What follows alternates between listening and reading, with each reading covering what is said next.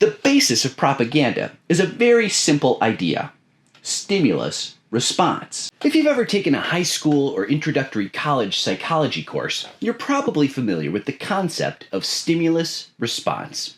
Psychologist Edward Thorndike gave us stimulus response theory, which says that the relationship between stimulus and response is the basis for learning. The most famous example, which every basic psychology class covers, is Pavlov's dog.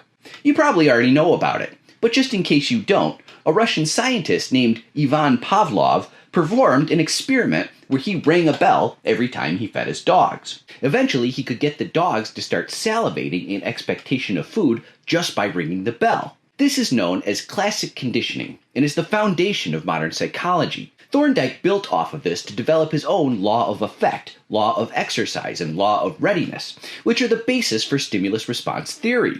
Without getting too technical about it, the stronger the stimulus, the stronger the response. This is how human behavior works. It's how our bodies work, as well as the biology of every living thing on Earth.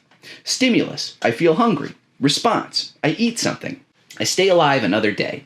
Stimulus: you tickle my foot. Response: I kick my leg and yelp, accidentally chipping your tooth. There are infinite stimuli, changes in our environment, that can provoke a response. It happens in chemical reactions, astronomy, and of course, human psychology. Behavior and attitudes are important stimuli that impact human responses. These can be modified and tweaked to bring about a desired response. This is the fundamental basis for propaganda. Propaganda is an idea, a stimulus, used to provoke a desired response. One stimulus we've seen over and over is the demonization of unions in American movies and TV shows. Union bosses are frequently associated with the mob. Union members are portrayed as lazy, difficult, or overpaid. The response is that Americans mistrust and resent unions. It's not a complicated trick. Another common stimulus is to change the meaning of words to elicit a desired response. Anarchy is one example. In the parlance of our times, anarchy is a synonym for chaos. The word anarchy is used when a person is describing a complete breakdown of society. People will say, "It's total anarchy," interchangeably with, "It's total chaos." This use of the word has nothing to do with the original meaning of the word. Anarchy, like monarchy or democracy, is originally from Greek. So is chaos, by the way. The Greeks already had the word chaos, meaning a vast chasm or void. Anarchy means without a ruler, or without authority. The Greek a prefix means no, or none. So obviously any society that was without a ruler would be total chaos, right? Not necessarily. Anarchism is a political economic philosophy that is skeptical of authority. Anarchists believe that there are very limited conditions where authority is legitimate, and seek to dismantle illegitimate authority or hierarchy wherever they find it. Anarcho-syndicalism expands this idea to the workplace.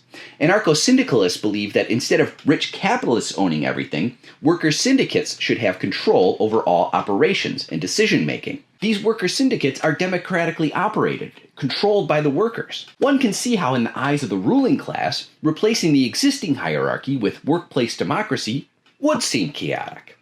The ruling class believes that their authority is legitimate, and that any alternative vision that replaces them, especially one that replaces them with people like you and me in charge, is inherently bad, and represents the complete downfall of society. The word anarchy, the way its meaning has been changed to be interchangeable with chaos, is intentional. We are meant to associate anarchy, anarchism, and anarcho-syndicalism with complete chaos. Thunderdome. 2 men enter, 1 man leave. No civilization, no order, pure terror. Chaos reigns.